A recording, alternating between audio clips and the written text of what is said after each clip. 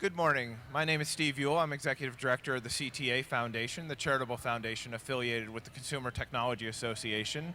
And it's my pleasure to be joined today by Robin Raskin, founder of Living in Digital Times and a member of the Board of Trustees of the foundation. And Robin, really pleased to have you joining me here today. Can you tell us a little bit about what you're doing at CES this year? Yeah, so living in digital times, while we love CES and all the new gadgets, we always felt that there should be a context and a story, because if people aren't educated about the benefits of the gadgets, nobody benefits, and the marketplace doesn't benefit. So we do conferences about digital health, about fitness, babies, beauty. We did, the first time ever, we did a digital money conference that was wild, the end of cash as you know it.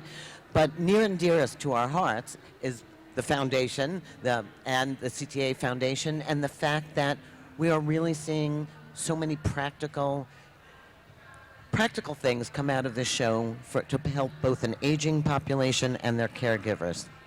Now, I know in some of your programming you've had a lot of things going on that have been related to aging and caregivers, and what are a few of the highlights that you've seen this week? So if you walk our show floor in the health and fitness areas, you'll see things like bands for pain management. You'll see tensor, home tensor things you would have had to travel across town to get to a doctor, you can now do in the comfort of your home. You'll see tablets from people like Independa that can monitor your functions as well as help you communicate with your family. You'll see pill bottles that remind you, they're smart and remind you to take your medication.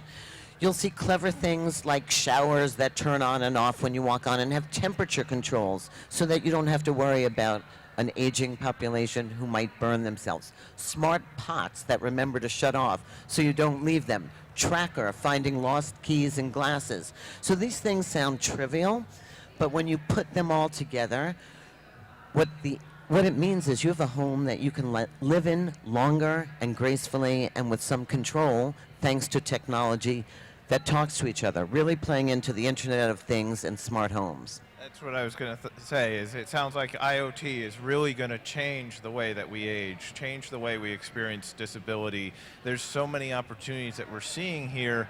Now, talk about beyond just the individuals who are experiencing this, there's also the caregivers, all of our loved ones as we're spread out across the country. How could technology help us as caregivers for our loved ones?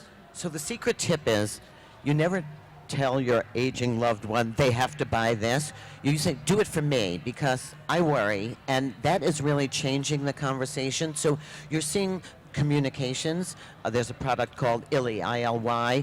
It's basically FaceTime, but it's a video phone, just like you saw in 1964 at the World's Fair, where a grandchild who's 3 can hit a button and talk to grandma.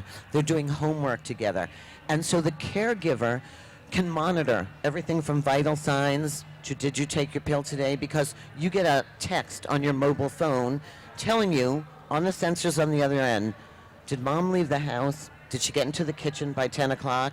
Is she sleeping enough? And it may seem invasive, but the flip side is that they can't live at home. So when you look at that trade-off, you have an ecosystem, and the third part of that ecosystem is the doctor. The doctor who now doesn't have to know all the time every day, but can see a monitor of your heart rate or your pulse or your breathing tracked over time and be alerted to any delta in change. So it sounds like, one of the amazing things I see is the social connection and just being able to reconnect people with friends, with family, being able to get out of the home if you're not able to do that, and just the incredible health benefit that we can see from that.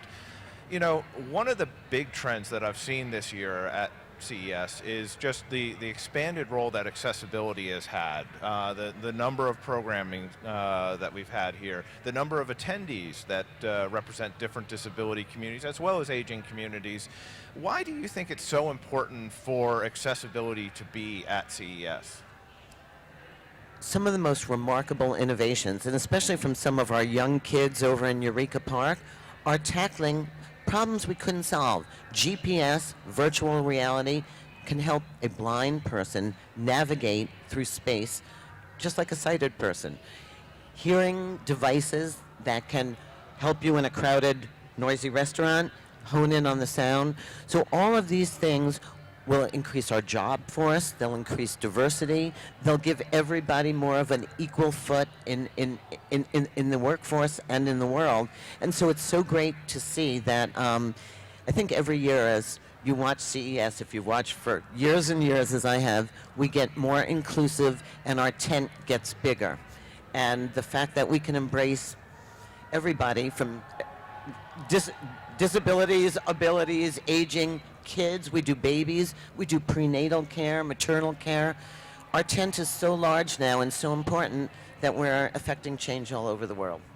That's great. And speaking of some of the Eureka Park, you've run a couple contests here. Can you give us a few updates on those?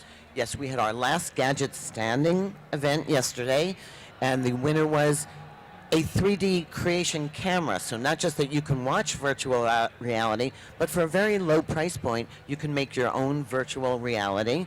We had a baby bump contest with wonderful things like fetal monitors, nutrition counters. We had a fashion wear show where the latest accessories and high-tech fashions, some for your health.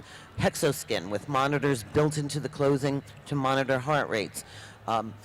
Vests that give you a squeeze and a hug when you need one. Caretaking robots that are going to be companions in our home and also do some of the heavy lifting as that gets harder and harder. So the contests have been a great way to educate people in a fun and entertaining way. Well, that's great. If people want to learn more about everything that you're doing, where should they go?